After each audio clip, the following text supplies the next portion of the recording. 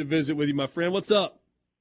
Doing good, Richard. Happy New Year. I know you had a great Christmas with your wonderful family, and really glad to be with you. I'm already in Atlanta. I'm ready to start the bowl season. And, Richard, you bring it up about the bowl season, and we're at a real kick point, I fear, with the bowls. They do matter to me. If they don't matter to somebody else, that's their business. But what I do love is all the people that say they don't matter. I tell you, they'll matter if the SEC goes 2-7. Yeah, and people will be quick to point that out as well. I will say this. Bowl season is supposed to be a reward. I'm not sure how big of a reward Annapolis, Maryland, with 50 degrees and pouring rain is. But I tell you what, for those Virginia Tech fans that have piled into Navy Marine Corps Stadium, it looks like they're having the time of their life. It does look like they're having a good time, but they may need a boat there at the Naval Academy. It is a biblical rain right now in Annapolis, one of the best looking great towns in the country, and that beautiful campus and what they do. But right now, it is made for the Naval Academy, and Tulane's season is kind of coming undone a little bit. You know, that was the game. I thought the day that Ole Miss beat Tulane, Ole Miss really found something that day. And Coach Lane Kiffin said after the game he didn't think Ole Miss would have won that kind of game last year. And I know he was right. I know he knows his football team better than I do. And late in that game, yes, it was to Ole Miss's advantage with Michael Pratt out of that game, no doubt about it. But the backup that had been pretty effective through most of the first half here was real good that day, and finally got some things going in that game, and had a circus catch and had a scoop and score, and got out of a really sultry hot game with a win. But Tulane's having a tough time today. But that was a good win for the Rebels back in week 2. And Richard, so many people that want to say the bowls don't matter. I love that they're going to say that, and you almost can't convince them otherwise. And I don't even try anymore. But they're going to say the bowls don't matter. But so many of those people wanted to tell you how much September mattered in college football when the SEC was either really down or perceived as being down. And when Colorado was the darling of the entire college football season. Yeah, feels like a long time ago. I keep watching all these bowl games, and I never see Coach Prime's score go across the bottom of the screen. It hasn't happened yet. Maybe next year. I want to ask you this before we really dive into the Peach Bowl and Ole Miss. I want to ask you a big picture question. You said a second ago, kick point for college football in the bowl games. Do you believe that college football is in a healthy place right now? And I know there are about a million directions you could go with the answer to that question. But overall, is college football, which we all adore, is it in a healthy place? I think it is, Richard. I do. I really do. And I always have been very optimistic about the future, and I am now. It is in a very different place than it's ever been, and it's hard for a lot of people to adjust to, especially people kind of my vintage. I'm for the player empowerment. I'm for the player liberation and freedom, and I hear people say, well, yeah, but we need some guardrails. We need some, we need some buffers. What part of liberation and freedom do you not get? When the wall came down in Germany, they didn't know. Wait a second, we got to have some guardrails. We got to have some buffers. No, what part of freedom and liberation do you not get? I love it for the player. The sport is awash in money, and if you don't believe college football is strong, a week ago Tuesday night, the NBA had Ja Morant in his first game back, one of their quintessential superstars, one of their branding stars, and he is, and a great player, and I love to go watch play. But they had him in his first game back in New Orleans against Zion Williamson on TNT, the 18th for TNT there to cover the game. Zion versus Ja. Pelicans are having a good year. Michael Borky's going to be pleased come playoff time because I think they'll make a good run or maybe even a deep run. It drew 1.6 million viewers. The Cure Bowl, and I dare anybody right now that can tell me who was in the Cure Bowl, drew 1.9 million viewers. The Cure Bowl beat the NBA that night. I mean, I think that kind of says it all. College football is definitively, now it's not covered this way. You and I have had this conversation. It is not covered this way, But the fans have definitively spoken, and it is the second most popular sport in the United States of America, and it's not really close. Richard, it's not close, and you are arguing with a crazy man that tries to tell you any differently. Now, look, the NFL is in another galaxy. The separation between 1 and 2 is massive. It's impossible to quantify. But number 2 is college football, and it's a pretty healthy spread between 3 and whatever you want to fight out for what is 3. Baseball, some years, will be right there and maybe have a little better postseason and viewing. And then other years, the NBA has it. But the degree of coverage by some of the main TV carriers, and it's why I love and why I think college football is in such a healthy condition. I love what the Big Ten has done, really from sea to shining sea with member institutions and also all the networks. There was a point this year on college football where about every single Saturday night you had a feature game on ABC, NBC, Fox, ESPN, and even the CW. Yeah, we've got it, and everybody wants it because it's reality TV that's not scripted.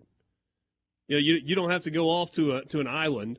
You don't have to put 20 strangers in a house trying to kiss the same guy or girl. You just line up and play ball, and people love it.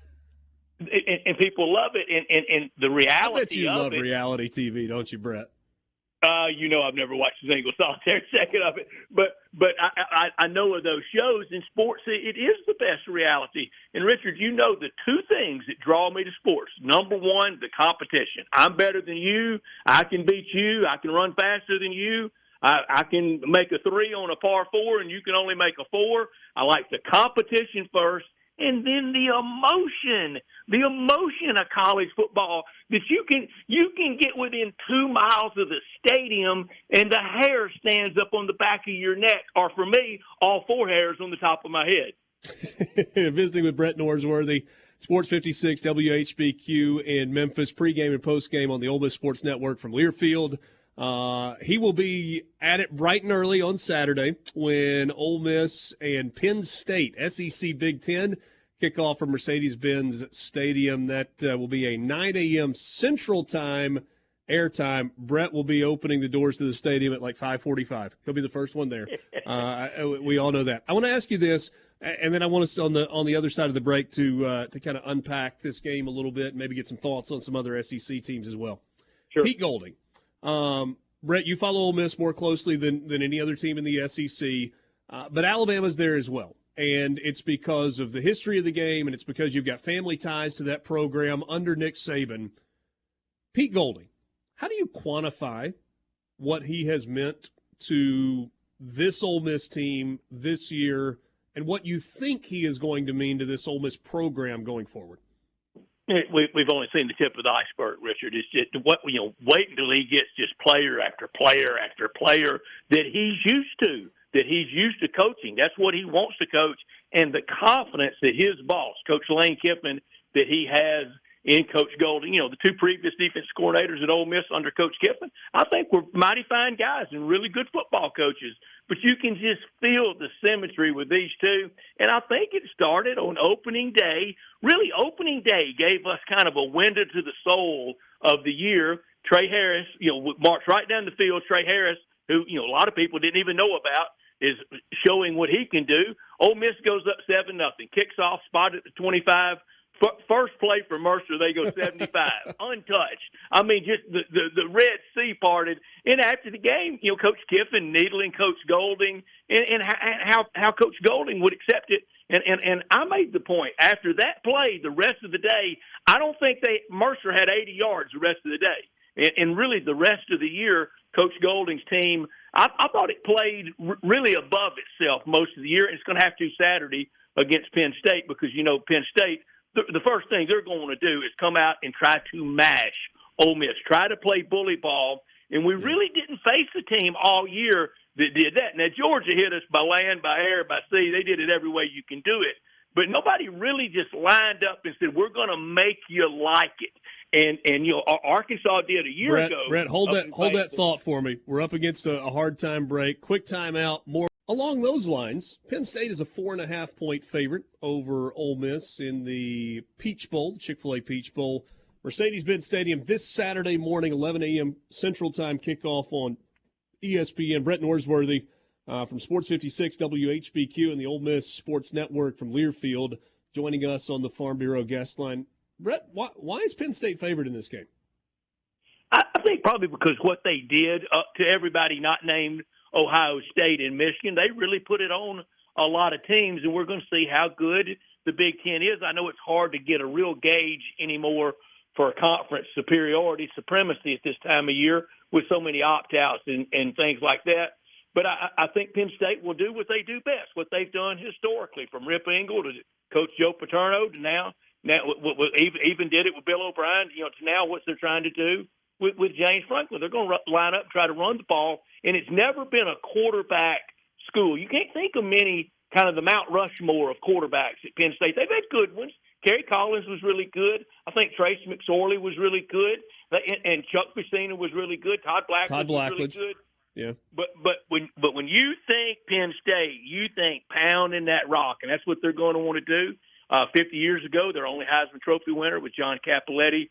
50 years ago in 1973, but Franco Harris and Lydell Mitchell, Saquon Barkley, Kurt Warner, Blair Thomas, just those names, they're going to want to run the power play. And Ole Miss is going to have to bow up and stop it. And then I think Ole Miss has got to put a lot of pressure on Drew Allar, who I think is good, but very much in kind of that functionary Penn State quarterback role. All right, so let me ask you this, though. You say they want to pound it. Is that a function of their offensive line, or is that Katron Allen? Because they don't have a Curtis Enos. They don't have a Napoleon Kaufman back there at running back. No, they don't, but they're not. I don't think they're very talented at wide receiver. If Ole Miss can get them in 2nd and 10 and 3rd and 7 and make the quarterback try to beat them from the pocket, I think it could be a real good day for Ole Miss. And Richard, one thing about and I am very excited about this Peach Bowl, because we know this, Richard, you were there. It's impossible. It is virtually impossible for Ole Miss to play worse in this Peach Bowl than they did against TCU. I have no recollection of what you're talking about. I was not there. I don't remember it. I don't actually think it happened. We really did all try to just almost black out a little bit. It's tough when our Regions Bank play of the game was the 42-yard field goal from Gary Wonderly. Yeah, that was not a red letter day for Ole Miss. This one feels different. And okay, so back to what we talked about a second ago with bowl season, and some people don't care, some teams don't care as much as others. It feels like there's a high level of buy-in on both sides. Ole Miss with the Cedric Johnson opt-out, we know that, and you got Spencer Sanders academically ineligible, Chop Robinson opting out of the game for Penn State. Outside of that, both squads are, it appears at least, and there are a couple of question marks for Penn State. They're kind of James Franklin, the shady guy that he is, kind of keeping it close to the vest. But it looks like these are two teams that are really excited about playing in this game. It feels like it. It feels like both of these coaches are very engaged because both of them get a lot of the same noise. Okay, as I just said, Penn State beat everybody but the big two, Ohio State and Michigan. Newsflash, not many people are beating Ohio State and Michigan. At Ole Miss, we know who Ole Miss lost to, Alabama and Georgia. A lot of people lost to those teams. Both those coaches, I would imagine, are probably tired of hearing that signature win bogus stuff. And when they both have racked up win after win, and for Lane Kiffin to do it at a place that historically hadn't been as easy to do it at as Penn State has been. Yeah. C-Spire text line, y'all talk with Brett for the rest of the day. He is a joy to listen to. Thought I'd pass that one along for you. It's fun. You and I got to do this a lot for a lot of years, just kind of talking college football and specifically getting ready for Ole Miss games. I certainly missed being with you this year, but have enjoyed listening. What is the area, Brett, or is there an area where you look at the matchup position group on one side of the ball versus the other side of the ball, and you go, Ole Miss has a decided advantage here? Pitching it and catching it. I want to see dart short, dart intermediate, dart deep. And then here comes Quinshawn Judkins, almost antithetical to what I really believe about football, almost the pass to set up the run. You come out and you get things going early, and I love when Dart gets it going early, just kind of hitting that slant, getting that 11, 12 yards, and then feed Quinshawn Judkins. And the Ole Miss offensive line's got to play, I think, its best game of the year against this Penn State front. Brett, you live in a college football, or I say work in a college football melting pot in Memphis. Obviously, there are Memphis fans that live in Memphis, but you got Ole Miss fans and Arkansas fans and Tennessee fans, and then because of the influence of FedEx, people from all over the country who are fans of different programs and different teams. Have you kind of among all of those different groups, can you remember a time where people were as excited about the following year, specifically for Ole Miss, or as many other programs were talking about Ole Miss football next year before this year is even over? And I don't mean in the air quotes, wait till next year sense. No, I don't remember it. And a win Saturday would even take it to another level that we hardly can imagine. We do a segment every day called Big Number of the Day, and I haven't added it up yet, but I'm going to. In mine next Tuesday, regardless of the outcome Saturday, but especially with a win, I'm going to count up the number of days until the Furman game, and that's going to be by Big Number of the Day. And all summer, it will be like countdown to the Super Bowl for Ole Miss fans, because this year at Ole Miss, this was my 16th year. So honored and so proud to be a part of this broadcast team and with this great university. It was the single most fun year of football I've ever been around. The style that we won in, down 9 with 6 minutes to play against LSU and win that game, to win down on the Plains, to have the narrow wins over Arkansas and Texas A&M, and then Thanksgiving night, the really tough game against Mississippi State. And I love people that don't really appreciate what goes into an Egg Bowl and the Iron Bowl. Everybody talks about the Iron Bowl and what New Mexico State did to Auburn the week before. It's a different day when it's Iron Bowl Saturday. It's a different night when it's Thanksgiving night and it's the Egg Bowl. Brett, I think one of the reasons that you and I enjoyed working together was because we were different, right? Our viewpoint's a little bit different. We come at it from a different place in life. We both love college football, but for different reasons. I did, for a number of years, what you did this year, which was talk to Lane Kiffin in the locker room after the game. And our interview styles are a little bit different. But I listened to a number of those this year, and I thought you had some great moments with Lane Kiffin. Is there a post-game moment that stands out for you this year, talking to him immediately after a game? Yeah, and I hope I don't violate, kind of privacy here, but I think I can tell it. It was after the LSU game, having that comeback and that feeling, and he comes in, and you know how very flatliner he wants to consistently keep it at. He doesn't want people, jumping around and jumping in his arms and things like that. And I said, great win, Coach. And he said, don't make it about me. Make it about these players when we get back and we start rolling. And he said, I want to make it about my players that have worked so hard. We're seeing Lane Kiffin in full bloom. We're getting the best Lane Kiffin, the best coaching version of him. And the idea of him coming in and go, don't make it about me, make it about my team, I just think says a lot. And that was one of my favorite moments of the year. You always do score predictions. Give me yours for the Peach Bowl. Ole Miss, Penn State coming up on Saturday, one of the New Year's Six bowl games, second in 3 years for Ole Miss. Who you got? Why would it be any different? It'll be, I think, in wild style and keep the TV viewers all day, be heart-pounding for all of us. But Caden Davis, who all years had a great year kicking, field goal at the buzzer, 27-24 Rebs, 11 wins. Oh, field goal at the buzzer, and relatively low scoring, 27-24. That qualifies in today's college football as fairly low scoring. It does, and I think there's still room for a 27-24 game. And you got to remember the Egg Bowl, that was 17-7, and that was the first time Ole Miss had won by that score since 2008 when Houston Nutt beat Senator Tuberville in Oxford 17-7. Well, Brett, we will have plenty to discuss if Ole Miss wins it on a field goal at the buzzer at dinner on Saturday night. Can't wait for that. Happy New Year to you. Thanks so much for joining us. You got it. Anytime, Richard. Thank you.